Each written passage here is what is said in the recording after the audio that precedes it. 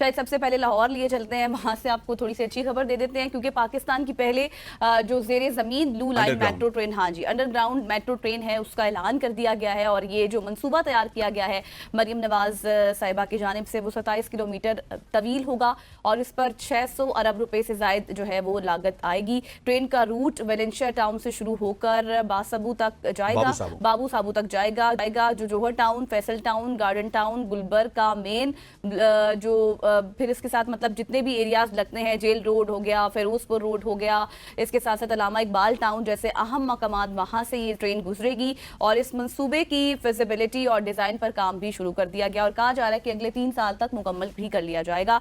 और ये इसका हदफ है, मतलब कि 3 साल तक। लेकिन अगर ये मंसूबा शुरू हो जाता है तो जाहिर है एक बहुत अच्छा इनिशिएटिव होगा। बिल्कुल ऐसी है। अब उम्मीद करते हैं कि अंडरग्राउंड ट्रेन जल्दी से बनेगी और पाकिस्तान को एक नई जहत में आपका ट्रांसपोर्टेशन निजाम नजर आएगा।